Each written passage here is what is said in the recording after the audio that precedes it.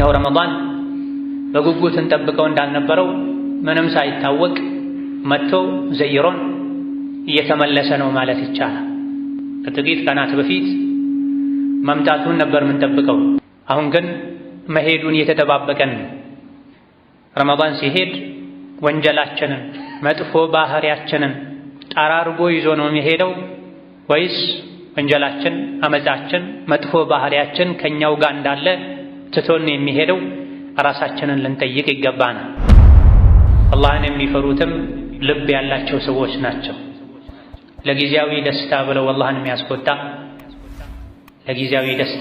የሚያስቆጣ ልብ የሌለው ሰው፣ ለዱንያ ደስታ ብሎ የጀሃነምን የአኼራን እሳት የአላህን ቁጣና ቅጣት ቸላ የሚል ሰው ሞኝ የሆነ ሰው። አላህን ፍሩ፣ ዱንያ አኼራችሁን አላህ ያሳምርላችኋል። አላህን ፍሩ፣ ወንጀላችሁን ይምራችኋል። አላህን ፍሩ፣ የማታውቁትን ያሳውቃችኋል ብሎናል። ምናልባትም አንዳንድ ሰዎች በአያታቸው በዘራቸው ሊኩራሩ ሊፎክሩ ይችላሉ። ያም የፎክሩበት ሰው ጀሃነም ላይ ተንበርክኮ የሚነድ የከሰለ ከመሆኑ ጋር የሚል የነቢ ሐዲስ አለይሂ ሰላቱ ወሰላም። እኔ እኮ የገሌ ልጅ ነኝ ብለው የሚፎክሩ ሰዎች፣ የገሌ ዘር ነኝ ብለው ቆጥረው መጨረሻ የሚደገፉበት የሚኮሩበት አያታቸው ምናልባትም ጀሃነም ላይ ከስሎ ሊሆን ይችላል። በሱ የሚኮሩ ሰዎች። መኩራት በኢስላም የሰው ልጆች ሆይ ተው የተባላችሁትን ነገር መተው ከፈለጋችሁ እኮ ትችላላችሁ። ከፈለጋችሁ ረመዳን ላይ በቀኑ ክፍለ ጊዜ ምግብ፣ መጠጥ ተው ስትባሉ ችላችሁ እንደምትተው ማየት ትችላላችሁ ለማለት ነው።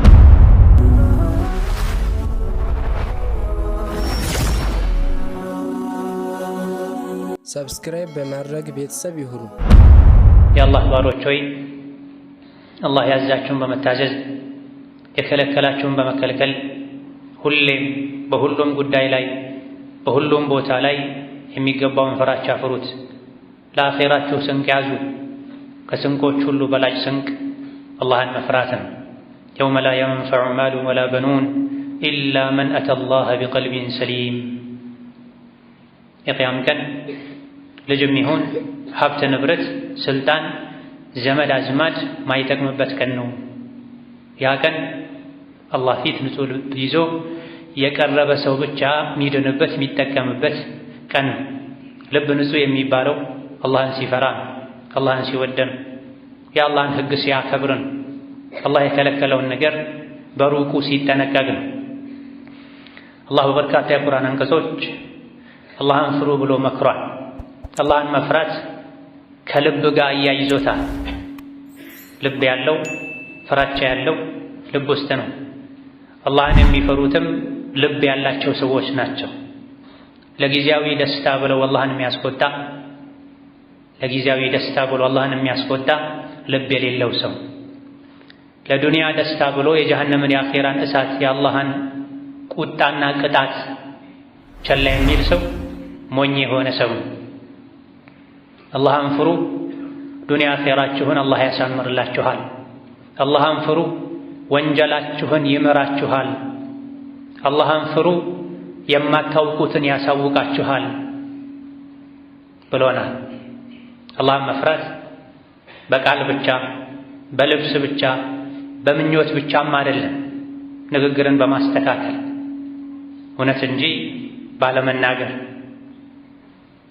የታዘዙትን በመፈጸም ያለብንን ሐቅ በመወጣት የሌለንን መጠየቅ በመተው ለሰዎች በጎ በመሆን ምቀኝነትን፣ ኩራትን፣ ጥላቻን በመተው አላህ ዋጅብ ያደረገብንን ሶላት በአግባቡ በመስገድ ግዴታ ያደረገብንን ዘካ በአግባቡ በማውጣት አብረውን የሚኖሩ ሰዎችን ሐቅ በመጠበቅ ነገ ከዱንያ መውጣቴ አይቀርምና ለአኼራዬ ስንቅ ያስፈልገኛል ብሎ የአኼራ ስንቅ በማዘጋጀት ሊሆን ይገባዋል። እዚህ ዱንያ ላይ አላህን የፈራ ሰው አኼራ ላይ ፍርሃት የሚባል አይኖርበትም። ስጋት፣ ጭንቀት አይደርስበትም። ላ የስመዑነ ሐሲሰሃ ወሁም ፊማ እሽተሀት አንፉሱሁም ኻሊዱን ይላል ቁርአኑ። እዚህ ዱንያ ላይ አላህን በመፍራታቸው አላህን በመታዘዛቸው ምክንያት የእድለኝነት ውሳኔ ከአላህ ዘንድ የተወሰነላቸው የጀሃነምን ድምፅ አይሰሙም። የከባዱ ቀን ፍርድ አያስደነግጣቸውም። ነፍስያቸው በምትፈልገው በሚመኙት ጸጋ ውስጥ ለዘላለም ይኖራሉ። እዚህ ዱንያ ላይ አላህን መፍራት አኺራ ላይ ሰላምን፣ ጸጋን እንዲያገኙ የሚያደርግ ሲሆን እዚህ ዱንያ ላይ ደግሞ አላህን ፈርቶ አላህን መፍራት ትቶ እንደፈለጉ መሆን አኺራ ሰላም ይነሳል። የጀሃነም እሳት እራት ያደርጋል። ያለንበት ወር የአላህ ፍራቻ ወር ነው። የአላህን ፍራቻ በተግባር ልንኖረው እንደምንችል በተጨባጭ ያረጋገጥንበት ወር ነው። መብላት መጠጣትን የተውነው አላህን ፈርተን ነው። በቀኑ ክፍለ ጊዜ ሰዎች እየራባቸው ምግብ እየሸተታቸው ሚበላ የሚጠጣ ሰው ያዩ ለአላህ ብለን ምግብ መጠጥን ትተናል። አላህን ፈርተን ሌሎችም የተከለከልናቸው ነገሮችን በሙሉ በመከልከል አላህን እንፈራ ይገባን። ነው ረመዳን በጉጉት እንጠብቀው እንዳልነበረው ምንም ሳይታወቅ መጥቶ ዘይሮን እየተመለሰ ነው ማለት ይቻላል። ከጥቂት ቀናት በፊት መምጣቱን ነበር የምንጠብቀው። አሁን ግን መሄዱን እየተጠባበቀን ነው። ረመዳን ሲሄድ ወንጀላችንን መጥፎ ባህሪያችንን ጠራርጎ ይዞ ነው የሚሄደው ወይስ ወንጀላችን፣ አመፃችን፣ መጥፎ ባህሪያችን ከኛው ጋር እንዳለ ትቶን የሚሄደው? ራሳችንን ልንጠይቅ ይገባናል። ነቢዩ ዓለይሂ ሰላቱ ወሰላም ሚንበር ላይ ወጥተው አንድ ደረጃ ወጥተው አሚን አሉ፣ ቆም አሉ። ሁለተኛ ወጥተው አሚን አሉ። ሶስተኛ ደረጃ ላይም ወጥተው አሚን አሉ። ለየት ያለ የሰዎችን ትኩረት የሚስብ እንቅስቃሴ አደረጉ። ሱሐቦች ምን ነው አሏቸው። ከሌላ ጊዜ በተለየ መልኩ አሚን አሚን አሚን አሉ። ደረጃ ላይ የወጡ ሲሏቸው መልስ ሲሰጡ ረመዳንን አግኝቶ የረመዳን መልካም አጋጣሚን ተጠቅሞ አላህ ወንጀሉን ሳይምረው ረመዳን ተጠናቆ ያለፈበት የወጣበት ሰው የተዋረደ ይሁን ብሎ ጅብሪል ዱዓ አደረገ። ነገረኝ አላህ ይሄን እንዳስተላለፈ እኔ አሚን አልኩኝ ብለዋል ነብዩ ሰለላሁ ዐለይሂ ወሰለም። ሐዲሱ ሶሒህ ሁሌ የምንሰማው ነው። ረመዳንን አግኝቶ በረመዳን ሳይጠቀም፣ ሳይጸዳ፣ ሳይስተካከል፣ ሳይታረም፣ ከአላህ ጋር ሳይታረቅ፣ መጥፎ ደካማ ጎኖቹን ሳያስወግድ፣ ጥሩ ሰው ሳይሆን ረመዳን ትቶት የሄደ ሰው የተዋረደ ይሁን አለ አላህ። ይህን የአላህን ውሳኔ ጅብሪል ነገረኝ፣ ዱዓ ተደረገበት፣ እኔ ደግሞ አሚን አልኩኝ ብለዋል ነብዩ ሰለላሁ ዐለይሂ ወሰለም። ረመዳን ውስጡ ላይ ብዙ በረከቶች አሉ፣ የምህረት አጋጣሚዎች አሉ። ይሄን የረመዳንን መልካም አጋጣሚ ተጠቅሞ ስሜቱን አላህ ከሚጠላው ነገር አቅቦ አግዶ በረመዳን የተደነገጉ ዒባዳዎችን ሰርቶ ቀን ጾሞ ማታ ሰግዶ እጁ አላህ ያገራለትን ያክል ተዘርግቶ ሰደቃ ሰጥቶ ከሐራም ርቆ ተጠንቅቆ ረመዳንን ቢጾም አላህ እንደሚምረው እያወቀ ስሜት መከተልን አላቆምም፣ ስሜት መጋለብ ይሻለኛል፣ በለመድኩት አመፅ እምቢ ባይነት እቀጥላለሁ ብሎ ጥመትን የመረጠ ሰው፣ በዚህ ሁኔታ ላይ ረመዳን ትቶት የሄደ ሰው ይዋረድ፣ ይክሰር፣ ያነሰ ይሁን ተብሎ ዱዓ ተደርጎበታል። በዱዓው ነቢዩ አሚን ብለዋል ዓለይሂ ሰላቱ ወሰላም። ረመዳንን ቀኑን በመጾም ሌሊቱን በመስገድ ሌሎች ኸይር ስራዎችን በመስራት በጾምም ይሁን ሌላ ጊዜ የሚከለከሉ ነገሮችን በመከልከል ግዴታነቱን አምኖ ከጌታው አጅር ፈልጎ በመጾም በመስገድ ያሳለፈ ሰው ረመዳንን አክብሯል ይባላል፣ አላህ ዘንድ ይከብራል። ረመዳንን ለስሙ አፉ ቢጾምም የተከለከሉ ነገሮችን በመዳፈር የታዘዙ ነገሮችን ቸላ በማለት ንቆት ረመዳንን ያሳለፈ ሰው የተናቀ ሰው ነው። አላህ ዘንድም ይናቃል፣ ይዋረዳል፣ ይከስራል። በየዓመቱ የምናገኘው ረመዳን ሊቀርጸን፣ ሊያንጸን፣ ሊያጸዳን፣ ሊያስተካክለን ይገባል። ረመዳን መድረሳን በየዓመቱ ገብተን የምንማርበት ሁሌ ከመማራችን ጋር መሀይም ልንሆን አይገባን። አላህን ልንፈራ፣ ህግ ልናከብር፣ አላህ የመረጠልን መንገድ ላይ ቀጥ ብለን የምንጓዝ ጠንካራ አማኞች ልንሆን ይገባን። በየዓመቱ ረመዳን መንፈሳችን ይታደሳል፣ ኢማናችን ይጨምራል። ጠላታችን ታስሮ ኃይል እናገኛለን፣ እሱ ይደክማል። ይሄ የሚሆነው መቼ ነው? ጾማችን ትክክለኛ ጾም ሲሆን። ጾማችን እንዲጠቅምን ትክክለኛ ጾም እንዲሆን ከወንጀል የጸዳ ጾም ልንጾም ይገባናል። ኸይር ስራ የበዛበትን ጾም ልንጾም ይገባናል። ይሄም ለአንድ ወር ብቻ ሳይሆን ለዕድሜ ልካችን ረመዳኑ ላይ ልንጨምር ልንጠነክር ይገባናል እንጂ ረመዳን ላይ ያለው አላህ ሁሌም አለ። ረመዳን ላይ ወንጀልን የከለከለው አላህ ሁሌም ከልክሏል። ወዕቡድ ረበከ ሐታ ያእትየከ አልየቂን። እርግጠኛው እውነተኛው የማይቀረው ሞት መጥቶ እስኪወስድህ ድረስ ጌታህን ተገዛ፣ ለሱ ታዛዥ ሁን ብሏል። ወተቂላህ ሐይቱማ ኩንተ፣ መቼም የትም ብትሆን አላህን ፍራ ብለዋል ነቢዩ ዓለይሂ ሰላቱ ወሰላም። ዒባዳ ታዛዥነት፣ አላህን መፍራት የአንድ ወር ኮንትራት ሊሆን ፈጽሞ አይገባም። ጾም ግዴታ የተደረገውም ዕድሜ ልካችንን አላህን መፍራትን እንድንለማመድበት ከፈለግነው ካመንበት ቀላል እንደሆነ እንድንረዳበት ነው እንጂ አላህ እኛም በማስራቡ በማስጠማቱ የሚያገኘው ጥቅም የለም። የሰው ልጆች ሆይ ተው የተባላችሁትን ነገር መተው ከፈለጋችሁ እኮ ትችላላችሁ። ከፈለጋችሁ ረመዳን ላይ በቀኑ ክፍለ ጊዜ ምግብ፣ መጠጥ ተው ስትባሉ ችላችሁ እንደምትተው ማየት ትችላላችሁ ለማለት ነው። አላህን ተባረከ ወተዓላ የትም ሆኖ የፈራ ህጉን ያከበረ የተከለከለውን የተከለከለ እውነተኛ አማኝ ማለት እሱ ነው። ለአንድ ወር ለሳምንታት ከምግብ ከመጠጥ ጾሞ በዛ መሃል ልብ እንደፈለገ የሆነ አይን የፈለገውን እያየ እጅ የፈለገውን እየነካ እግር ወደ ፈለገበት እየሄደ አፍ የፈለገውን እየተናገረ መኖር የጾምን ዓላማ አለመረዳት። አላህ ለምን ጹሙ እንዳለን ሳይገባን ሲቀር ነው ይሄን የምናደርገው። እድሜ ልካችንን ከወንጀል ልንጾም ይገባናል። ወንጀል ነው የሰውን ልጅ ዱንያ አኼራው የሚያበላሽ፣ የጀሃነም እሳት ማገዶ የሚያደርገው፣ የጀነትን ጸጋ የሚያሳጣ። የሰው ልጆች ሁሉ አባት የሆኑት አባታችን ነቢዩላህ አደም ዓለይሂ ሰላም ከጀነት ወጥተው ወደ ዱንያ መጥተው እንዲንከራተቱ ያደረጋቸው አንድ ወንጀል ብቻና ብቻ ነው።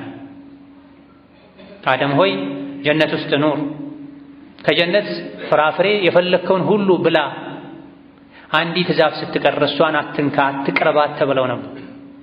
ጠላታቸው ኢብሊስ አታሎ ሸንግሎ ገፋፍቶ የተከለከሏትን ዛፍ እንዲቀምሱ አደረጋቸው።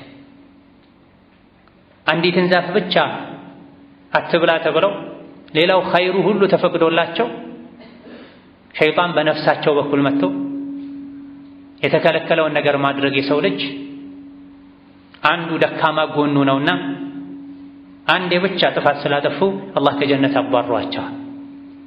ወደ ዱንያ እንዲወርዱ ፈርዶባቸዋል። አልቅሰዋል፣ ተጸጽተዋል። የጸጸት እንባቸው በዝቶ ጎርፍ ሆኖ መርከብ ቢጓዝበት ያስጉዝ ነበር ሁሉ ተብሏል።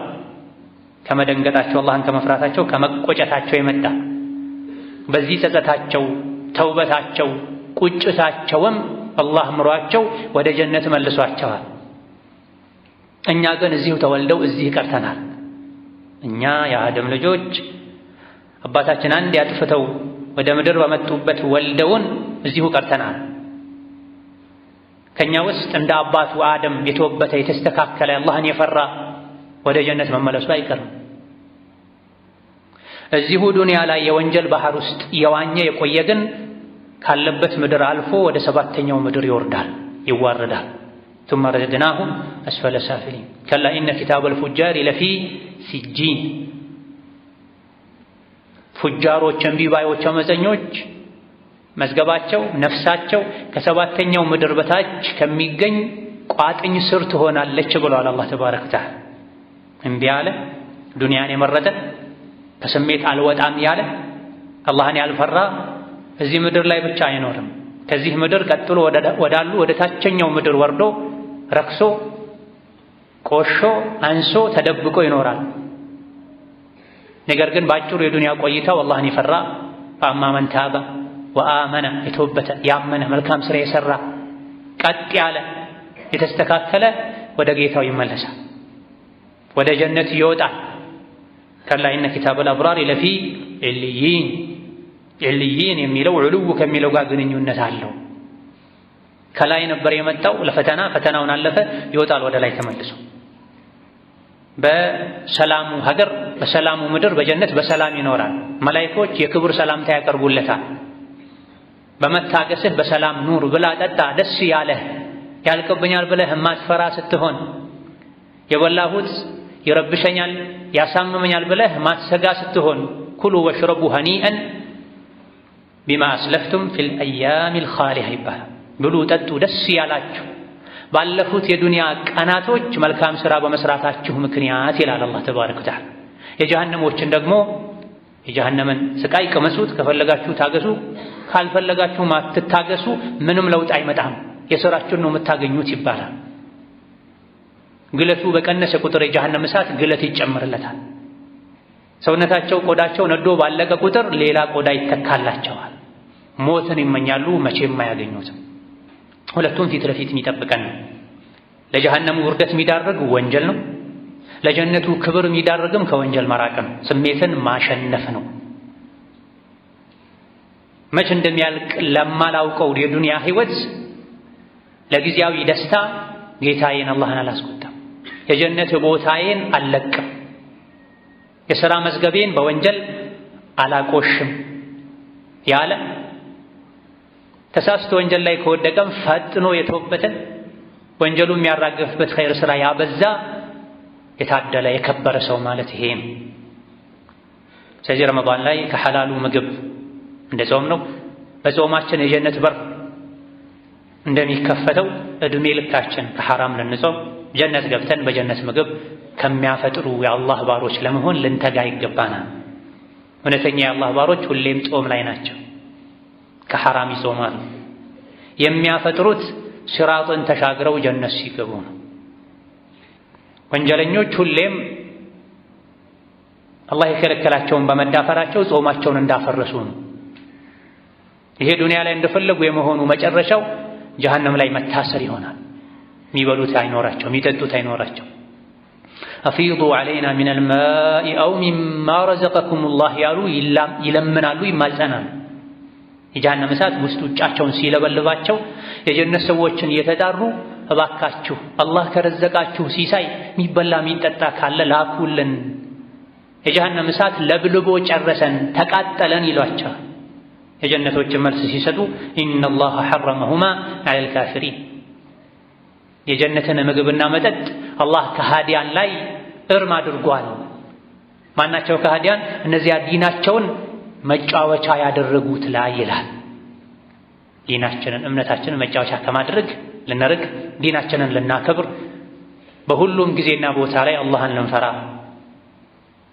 ከስሜት ግልቢያ ልንታቀብ፣ ሸሪዓ ሊመራን የዱንያን ጠፊነት የዕድሜዋን አጭርነት አውቀን ያለንን ጊዜ በዒባዳ ልናሳልፍ፣ ለአላህ ታዛዥ ልንሆን፣ ለሰዎች ደግ ልንሆን፣ ክፉነት ራስን እንደሚጎዳ አውቀን ከክፉነት ልንወጣ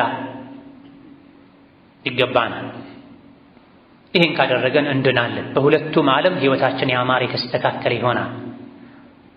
ስሜታችን መጋለባችን፣ ክፉ መሆናችን፣ አላህን ማስቆጣታችን፣ ሰውን መበደላችን፣ እንደፈለገን መኖራችን በሁለቱም ዓለም ከማንም በላይ ቀድሞ የሚጎዳው ራሳችንን። ኢነማ በግዩኩም ዐላ አንፉሲኩም መታዐል ሐያቲ ዱንያ ቱመ ኢለይና መርጂዑኩም። የሰው ልጆች ሆይ ተው፣ ወሰን ማለፋችሁ እምቢ ማለታችሁ ጉዳቱ ለእናንተው ነው። ምንም ያክል ጊዜ ዱንያ ላይ እንደፈለጋችሁ ሆናችሁ ብትኖሩ ዞሮ ዞሮ መጨረሻ መመለሻችሁ ወደ እኔ ነው፣ ያኔ ደግሞ የዋጋችሁን ታገኛላችሁ ብሎናል አላህ ተባረከ ወተዓላ። ነፍሴ ሆይ አድቢ ልንል ራሳችንን እንቆጣጠር ይገባናል። ጾም ይሄን አስተምሮናል። የተማርነውን ልናዳብረው፣ ልንተገብረው፣ ልንጠብቀው ይገባናል። የገነባን ልናፈርስ፣ የሰበሰበን ልንበትን፣ እየሰፋን ልንቀድ አይገባም። ይሄ የሕፃን ሥራ ነው።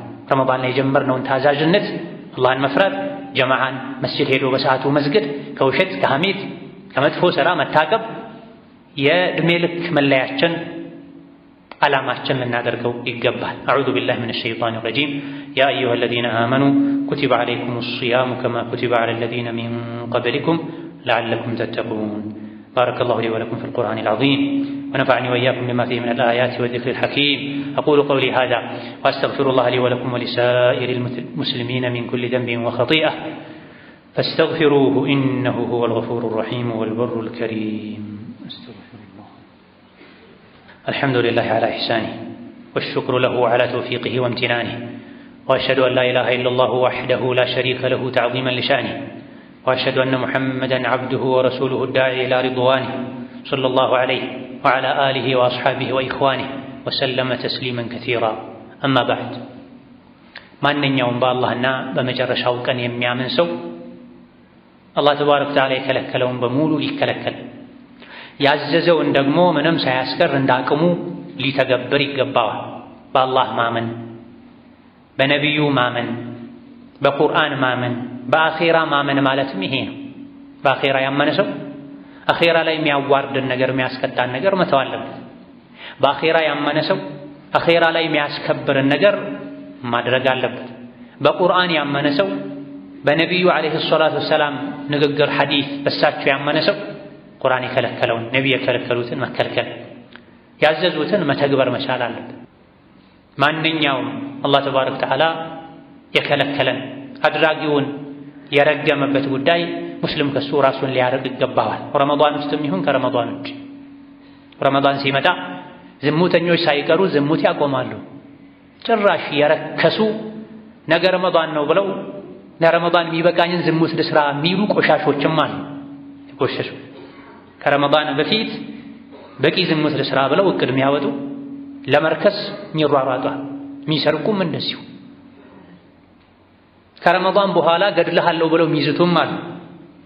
ዱንያ ያልያዘችው ጉድ የለም። የሰው ልጅ በግዩ ጥጋቡ ከልክ ሲያልፍ ልቡ ይታወራል። ረመዳን ውስጥ ያለው ጌታ አላህ ከረመዳን በፊትም በኋላም እንዳለ ይዘነጋል። ማንኛውም አላህ የከለከለን አታድርጉት ብሎ ያስጠነቀቀን ያደረገውን ሰው እቀጣለሁ፣ እቆጣበታለሁ፣ እረግመዋለሁ ያለንን ነገር ምንጊዜም በመተው እውነተኛ አማኞች ልንሆን ይገባናል። አላህ ተባረከ ወተዓላ አድራጊውን እንደረገመው ነቢዩ የነገሩን በርካታ ተግባር አለ። ከመሆኑም ጋር በአኼራ አምናለሁ ላኢላሃ ኢለላህ እላለሁ የሚሉ ብዙ ሰዎች ሲሰሩት እናያለን። ይሄም ማድረግ ዱንያን አኼራን ያበላሻል። ከዚህም አንዱ ወለድ ነው።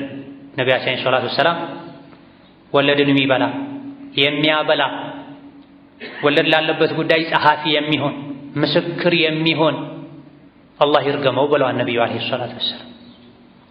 ጉቦ የሚሰጥ ጉቦ የሚቀበል ጉቦ ያለበትን ጉዳይ አስፈጻሚ የሚሆን ጉዳይ የሚያስጨርስ አላህ ይርገመው ብለዋል ነቢዩ ሰለላሁ ዐለይሂ ወሰለም።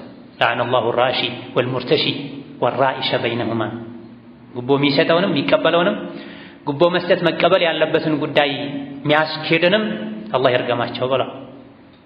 ሙስሊም የሆነ ሰው ከእንደዚህ አይነት የአላህን እርግማን ከሚያመጣ ወንጀል ሁሌም የትም መጾም አለበት፣ መታገብ አለበት። ቅንድብ የምትቀነደብ ፀጉር የምታስቀጥል ለውበት ብላ ፍንጭት የምታሰራ ፀጉሯን እንደ በሬ እንደ ግመል ሻኛ መሀል ላይ አቁማ የምትሄድ አላህ ይርገማቸው ብለዋል ነቢዩ ዓለይሂ ሰላቱ ወሰላም። ተገላልጠው የሚሄዱ ውበታቸው የሚያሳዩ ከቤት መውጣት መንቀልቀል የሚያበዙ ሴቶችን የተረገሙ ናቸው ርገሟቸው ሁሉ ብለዋል ነቢዩ ሰለላሁ ዐለይሂ ወሰለም። ጠመው የሚያጠሙ ተበላሽተው የሚያበላሹ ሸሪዓ ባዘዛቸው መሰረት ቤት አርፈው ማይቀመጡ ተገላልጠው ተውበው ከቤት መውጣት የሚያበዙ እዩኝ የሚሉ ኸራጃት ወላጃት ሙተበርጃት የተረገሙ ናቸው። ሙስሊም ሴት በአላህ በአኼራ የምታምን ሴት የአላህን እርግማን ከሚያመጣ ነገር መራቅ መጠንቀቅ አለበት። መጾም መታቀብ አለባት። ለረመዳን ብቻ አይደለም አባያ ጅልባብ የሚያስፈልግ። በአላህና መጨረሻው ቀን የምታምን ሴት ምንጊዜም ሰተር ማለት አለባት፣ ደርበብ ማለት አለባት። መቅለል መንቀልቀል እዩኝ ያዙኝ ጨብጡኝ ማለት የለባት። ባልም ወንድምም አባትም ለዚህ ማገዝ የለበትም። እንዲህ አይነትን ከሙስሊም ሴት ማይጠበቅ ጉድ አይቶ ዝም ማለት የለበትም። ካልሆነ እርግማኑ ለሱም ይተርፈዋል። ዛሬ ዱንያ ላይ አብዝቶ እዩኝ ማለት ነገ አላህ ፊት መደበቂያ ያሳጣል። ጥቂቶች ናቸው ከእንዲህ አይነቶች ጀነት የሚገቡት ብለዋል ነብዩ ሰለላሁ ዐለይሂ ወሰለም። ጀነትም አይገቡም ጭራሽ የጀነትን ሽታ አያገኙም ብለዋል። ጠመው የሚያጠሙ ተገላልጠው የሚሄዱ ለማማር ብለው ፍንጭት የሚያሰሩ የአላህን ተፈጥሮ የሚቀይሩ የሚቀነደቡ የፀጉር አሰራራቸውን በዛ ያለ ፀጉር እንዳላቸው እንዲታይላቸው የሚያደርጉ ጀነት አይገቡ። የጀነት ሽታው ገና ከሩቅ ነውና የሚሸተው ብላ አይደለም ሊገቡ ሽታውንም አያገኙም ብላ የገቡም እንደሆነ አያሸቱም። አይ ጭራሽም የጀነት አካባቢ መንደሩንም አይደርሱም ተብላ ወንድ ሆኖ ከሴት ጋር የሚመሳሰል ሴት ሆና ከወንድ ጋር የምትመሳሰልን ረግመዋል ነብዩ አለይሂ ሰላቱ ወሰላም። ወንድ ሆኖ ከሴት ጋር የሚመሳሰል ባለባበሱ፣ ባነጋገሩ፣ ባረማመዱ፣ በፀጉር አያያዙ፣ በሌሎችም የሴት መለያ በሚባሉ ነገሮች ወንድ ሆኖ ሴት የሚመስል ሴት ሆና እንደ ወንድ የሚያደርጋት የተረገሙ ናቸው ብለው እንደ ወንድ ሱሪ ለብሰው የሚሄዱ አሉ። እንደ ወንድ ጃኬት ለብሰው የሚሄዱ አሉ። ከኋላ ሲታዩ ወንድ ነው ሴት መለየት የሚከብድ፣ ከሩቅ ሲታዩ ከፊት ለፊትም ቢሆን ወንድ ነው ሴት መለየት የሚከብድ እነዚህ የተረገሙ ናቸው። ሙስሊም ከእንደዚህ አይነቱ እርግማን መታቀብ አለበት፣ መጾም አለበት። የሸሪዓ በቂ ምክንያት ሳይኖራት የወር አበባ ደም ላይ ሆና ወይም ታማ አላህ የሚያውቀው በቂ ዑድር ሳይኖራት ከባሏ አልጋ ከባሏ ፍራሽ ርቃ አምጻ መታድርን ሴት እስኪነጋ ድረስ ወይም ባሏ ይቅር እስኪላት ድረስ መላኢካ ይረግማታል ብለዋል ነብዩ አለይሂ ሰላቱ ወሰላም። በዲን ላይ አዲስን ፈጠራ የሚፈጥር ነብዩ ያልሰሩትን ሱሐቦች ያልሰሩትን ኢስላም እውቅና ያልሰጠውን ነገር እስላም ላይ የሚለጥፍን ሰው አላህ ይርገመው ብለዋል ነብዩ አለይሂ ሰላቱ ወሰላም። ኸምር የሚጠጣን አላህ ይርገመው ብለዋል ነብዩ አለይሂ ሰላቱ ወሰላም።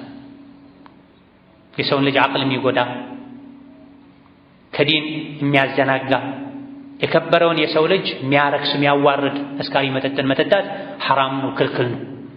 ላኢላሃ ኢለላህ በሚሉበት አንደበት ቆሻሻ ነጃሳ ኸምር ማስገባት አፍ ውስጥ ማስገባት ከሙስሊም አይጠበቅም። ከዚሁ ተቀራራቢ የሆኑ ጉዳታቸው ከኸምር ማይተናነስ የሆኑ ብዙ ሙስሊም የተፈተነባቸው ነገሮችም አሉ። ሲጋራ ማጨስ፣ ሺሻ ማጨስ፣ ጫት መብላት ተመሳሳይ ድርጊቶች ናቸው። የሰውን ልጅ ጤንነት ይጎዳሉ፣ አእምሮን ያውካሉ፣ ገንዘብን ያላንዳች ጥቅም ያባክናሉ፣ የትዳር ህይወትን ያናጋሉ፣ ለቤተሰብ እንዳይጨነቁ ግዴለሽ እንዲሆኑ ያደርጋሉ። ሙስሊም ለረመዳን ብቻ ሳይሆን ጫት፣ ሲጋራ፣ ሺሻ ማቆም ያለበት በቀኑ ክፍለ ጊዜ ብቻ ሳይሆን በማታም ጭምር ረመዳን ብቻ ሳይሆን ከረመዳን ውጪም እንደዚህ አይነት አደንዛዥ የሚያፈዙ አኺራን የሚያስረሱ ቀልብ የሚያደርቁ ከሶላተል ጀማዓ የሚያርቁ አደንዛዥ ነገሮችን መራቅ መጠንቀቅ መቻል አለብን። እድሜ ልካችንን ከነዚህና ከሌሎችም ጎጂ አንዳች ጥቅም ከሌላቸው ነገሮች መታቀብ መጾም ይጠበቅብናል። ወከዛልክ ኢስላም ዘረኝነትን ወገንተኝነትን አስጠንቅቋል፣ ከልክሏል። ረመዳን ላይ ብቻ አይደለም ተቃቅፈን ተጎራርሰን መኖር ያለብን።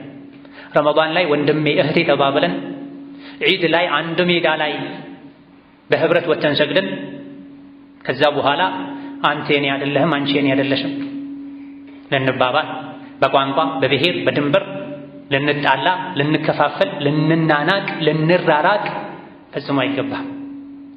ነቢዩ ዓለይሂ ሰላቱ ወሰላም ዘረኝነትን ደዑሃ ፈኢነሃ ሙንቲነቱን ብለዋል።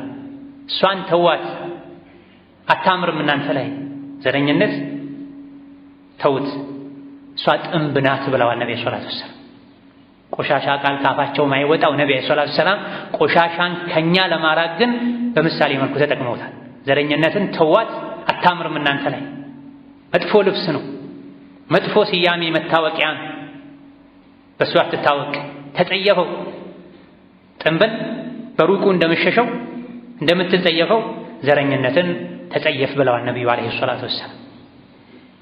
አቢ ዳዕወል ጃሂልየቲ ወአና በይነ አዝሁሪኩም በኢስላም ተጠራሩ፣ በኢስላም ተሳሰሩ፣ በኢስላም ኩሩ። በዘር ሳይሆን፣ በብሔር ሳይሆን፣ በቋንቋ ሳይሆን፣ በቁጥር ብዛት ሳይሆን የአላህ ባሮች ሆይ ወንድማማቾች ሁኑ ብለዋል ነብዩ ሰለላሁ ዐለይሂ ወሰለም። አንዱ ለአንዱ ላኢላሃ ኢለላህ ካሉ በኋላ ወንድም ናቸው፣ ስጋ ናቸው፣ አጥንት ናቸው።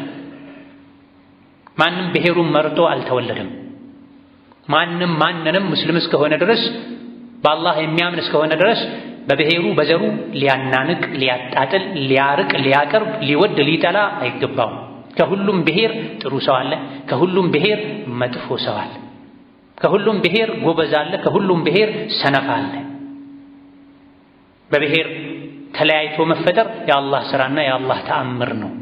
ከዛ በተረፈ አንዱ ምርጥ ዘር ሌላኛው ወራዳ ዘር የሚባል ነገር ፈጽሞ የለም። እንዲህ የሚያስብ ካለ አስተሳሰቡ ኢብሊሳዊ አስተሳሰብ። ኢብሊስ ነው እኔ ከአዳም እሻላለሁ ያለው። የሰው ልጅ እኔ ከገሌ እሻላለሁ አይልም፣ በተቅዋ እንጂ በዲን እንጂ። ምናልባትም አንዳንድ ሰዎች በአያታቸው በዘራቸው ሊኩራሩ ሊፎክሩ ይችላሉ። ያም የፎክሩበት ሰው ጀሀነም ላይ ተንበርክኮ የሚነድ የከሰለ ከመሆኑ ጋር የሚል የነቢ ሐዲስ አለይሂ ሰላቱ ወሰላም። እኔ እኮ የገሌ ልጅ ነኝ ብለው የሚፎክሩ ሰዎች የገሌ ዘር ነኝ ይላል። ቆጥረው መጨረሻ የሚደገፉበት የሚኮሩበት አያታቸው ምናልባትም ጀሀነም ላይ ከስሎ ሊሆን ይችላል። በሱ የሚኮሩ ሰዎች መኩራት በኢስላም ነው። አቢል ኢስላሙ ላ አበሊ ሲዋሁ፣ የኔ አባቴ ኩራቴ ኢስላም ነው፣ ሌላ መኮራበት አባቴ የለኝም። አላዋቂዎች በቀይስና በተሚም ቢኮሩም አለ የሚባል ጎሳን እየጠሩ እኔ የገሌ ብሔር ነኝ፣ እኔ የገሌ ጎሳ ነኝ ያሉ አላዋቂዎች ቢኩራሩ ቢፎክሩ ከፍ ዝቅ ቢያደርጉ እኔ ምኮራው ምፎክረው በኢስላም ነው።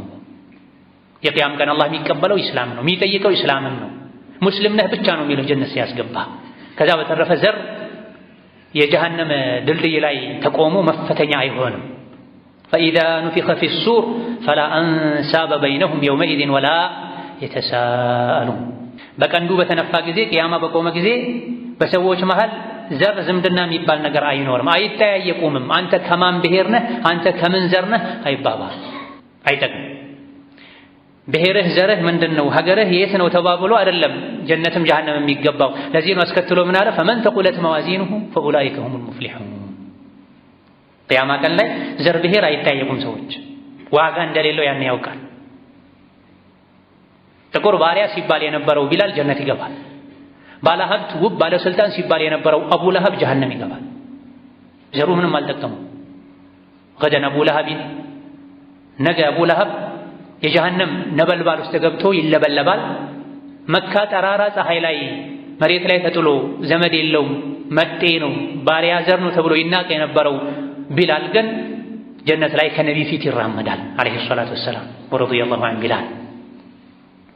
ታዲያ ቂያም ቀን ማይጠየቅ ማይነሳ ማይታወስ ማይጠቅም ማያከብር ማያረክስ ብሔር ዘር እዚህ ዱንያ ላይ ንቀን ልንተው ይገባል። ጥቅሙ መተዋወቅ ብቻ ነው። ጥቅሙ መተዋወቅ ብቻ ነው። ቋንቋ መግባባት ብቻ ነው።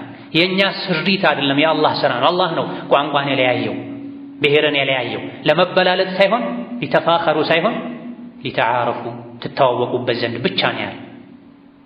የቂያም ቀን ሰው የሚከብረው የሚረክሰው ስራጡን የሚያልፈው የሚወድቀው በመልካም ሥራ ነው። ፈመን ተቁለት መዋዚኑሁ ዘሩ ሳይሆን መልካም ሥራው ከፍ ያለለት ሰው እነሱ ከጭንቅ ሁሉ ድነው በጀነት ይኖራሉ።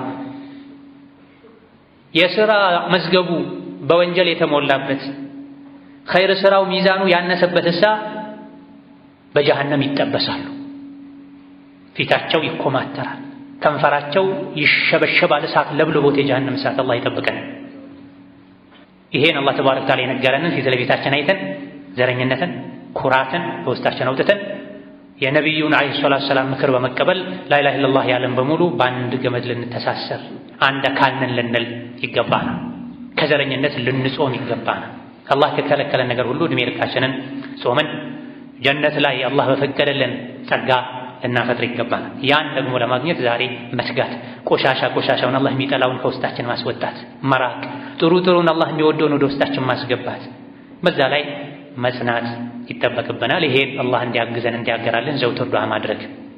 ረመዳን የለመድነውን ታዛዥነት፣ መልካምነት ማስቀጠል፣ ከመስጅድ ቅርብ መሆን፣ የዕልም ትምህርት መከታተል፣ ከጥሩ ጓደኛ ጋር መዋል፣ መጥፎ ጓደኛ መራቅ፣ የዱንያን ጠፊነት አውቆ የአኼራ ንግድ ላይ መሰማራት፣ ዱንያን በልክ መያዝ ይጠበቅብናል።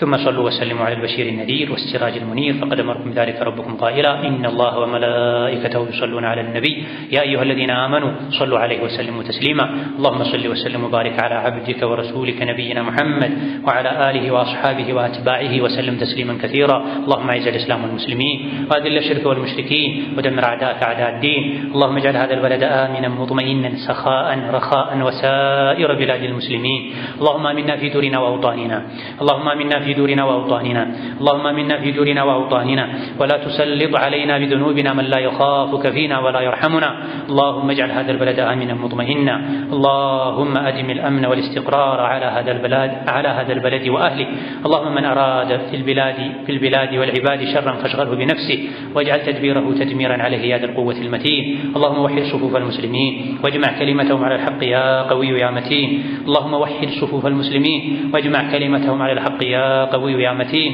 اللهم من أراد العزة والنصر للإسلام والمسلمين فانصره واعنه ووفقه ومن أراد الذل للمسلمين فأذله ورد كيده في نحره يا ذا القوة المتين اللهم انصر الإسلام والمسلمين في مشارق الأرض ومغاربها اللهم انصر الإسلام والمسلمين في مشارق الأرض ومغاربها اللهم انصر المظلومين في كل مكان اللهم انصر إخواننا المظلومين في فلسطين اللهم انصر إخواننا المظلومين في غزة اللهم كن لهم مؤيدا ونصيرا اللهم كن لهم مؤيدا ونصيرا اللهم لا تكلهم إلى أنفسهم ولا إلى أحد من خلقك طرفة عين اللهم لا حول لهم ولا قوة إلا بك اللهم لا حول لهم ولا قوة إلا بك اللهم لا قوة لهم ولا إلا بك اللهم لا حول لهم ولا قوة إلا بك اللهم انصرهم نصرا مؤزرا اللهم انصرهم نصرا مؤزرا اللهم ارحم موتاهم وتقبلهم في الشهداء وداوي جرحاهم اللهم سدد رميهم اللهم ثبت أقدامهم اللهم عليك باليهود الغاصبين اللهم أنزل عليهم مقتك وغضبك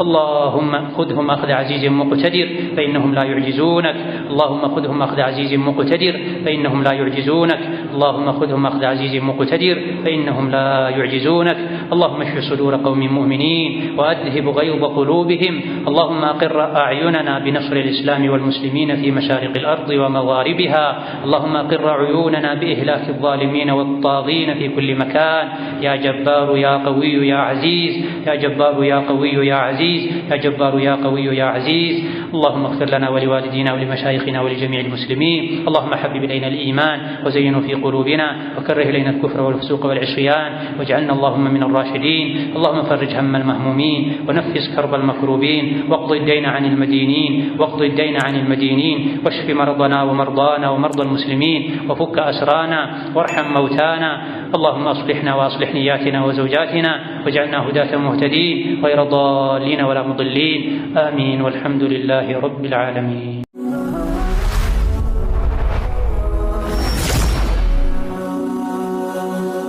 ሰብስክራይብ በማድረግ ቤተሰብ ይሁኑ።